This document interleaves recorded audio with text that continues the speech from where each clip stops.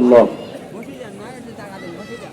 نحمده ونصلي على رسوله الكريم أما بعد ইসলামী আন্দোলন বাংলাদেশ নোয়াখালী জেলা শাখা কর্তৃক আয়োজিত আজকের এই সমাবেশের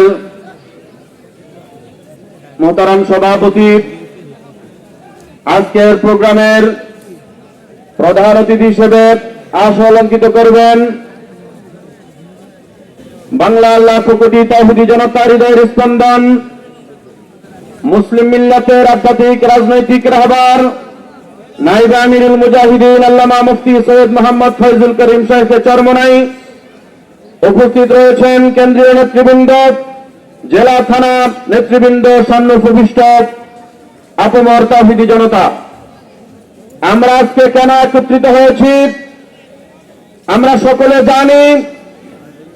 আমরা বিগত ৫৪ বছরে স্বাধীনতার পর থেকে যে আশা করেছিলাম এদের স্বাধীন হয়েছে, স্বাধীন ভূখণ্ডে মানুষগুলো স্বাধীনভাবে চলাফেরা করবে, মানুষের অধিকার তারা ফিরে পাবে, ভাতের অধিকার, ভোটের অধিকার তারা ফিরে পাবে। কিন্তু আমরা দেখতে পেলাম ৫৪ বছরের ইতিহাসে আমরা স্বাধীন বাংলাদেশে থেকেও আমরা স্বাধীনভাবে চলাফেরা করতে পারি নাই। আমাদেরকে স্বাধীনভাবে চলতে দেওয়া হয় নাই, আমাদেরকে স্বাধীনভাবে বলতে দেওয়া হয় নাই। সুতরাং বাংলাদেশের মানুষ গত জুলাই আন্দোলনে প্রমাণ করেছে যে বাংলাদেশ যদিও স্বাধীন হয়েছে ৭১-এ, কিন্তু স্বাধীনতার স্বাদ যেহেতু পায় নাই, আবারও বাংলাদেশ স্বাধীন হওয়া দরকার। সেই আশা নিয়ে আমাদের ছাত্র জনতা, ইসলামী আন্দোলনের কেন্দ্রীয় নেতৃবৃন্দ, বিশেষ করে পীর সাহেব চরমোনাই, শাইখে চরমোনাই নিজের জীবনের মায়া ত্যাগ করে রাজপথে স্লোগান দিয়ে যখন নেমেছিল, ছাত্র জনতা সহ এই বাংলাদেশ থেকে ফ্যাসিস্টকে বিতাড়িত করতে বাধ্য হয়েছে। সংগ্রামী সাথী ও বন্ধুগণ, সেই জুলাই গণঅভ্যুত্থানের পরে আমরা আবারও আশা করেছিলাম এদেশকে একটি সুন্দর রাষ্ট্র আমরা কায়েম করব, সুখী সমৃদ্ধশালী একটি নিরাপদ রাষ্ট্র আমরা কায়েম করব। কিন্তু না, আগের যে ফ্যাসিস্টদের যে আচরণ ছিল, এখন আবার একটা গোষ্ঠী, একটা দল সে আচরণ নিয়ে ময়দানে উঠে পড়ে লেগেছে। কথা বলেন ঠিক না ঠিক?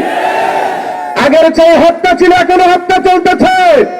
আগের চেয়ে গুম খুন চলতেছিল, এখনো সেই গুম খুন চলতেছে। সুতরাং আমরা আবারও এই দেশকে স্বাধীন করতে হবে। কথা বলেন ঠিক না ঠিক? এইবারে আমাদের আন্দোলন হবে ফ্যাসিস্ট মুক্ত আন্দোলন। এইবারে আমাদের আন্দোলন হবে এই দেশ থেকে চাঁদাবাজ সন্ত্রাস খুনিদেরকে দূর করার আন্দোলন। কথা বলেন ঠিক না ঠিক? তাই আগামী নির্বাচনে পীর সাহেব চরমোনাই ঘোষণা দিয়েছেন, না, বিগত ৫৪ বছরে যে নির্বাচন পদ্ধতি ছিল সেই নির্বাচন পদ্ধতিতে এই বাংলার মানুষ ভোটের অধিকার পরিপূর্ণ প্রয়োগ করতে পারে নাই। আগামী নির্বাচন হবে পিআর পদ্ধতিতে। কথা বলেন ঠিক না ঠিক?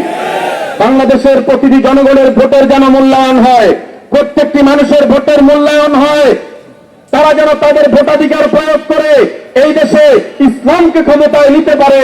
সেজন্য আমাদের আজকের এই আন্দোলন, আজকের এই সমাবেশ।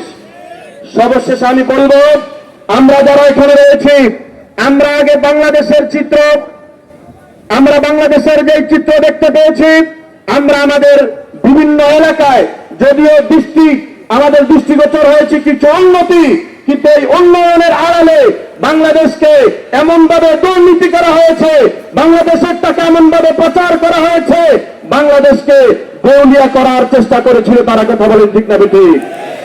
সুতরাং আমরা আবারও এই দেশে আগামী নির্বাচনে আমরা যদি ইসলামকে ক্ষমতায় নিতে পারি, আমরা যদি পীর সাহেব চরমোনাইকে যদি ক্ষমতায় নিতে পারি, তাহলে আগামী নির্বাচনে হাত পাখা মার্কায় ভোট দিয়ে আমরা প্রমাণ করে দেব এদেশের মানুষ আর ধানের শীষে দেখতে চায় না, নৌকাও দেখতে চায় না, অন্য কোন মার্কা প্রতীক দেখতে চায় না।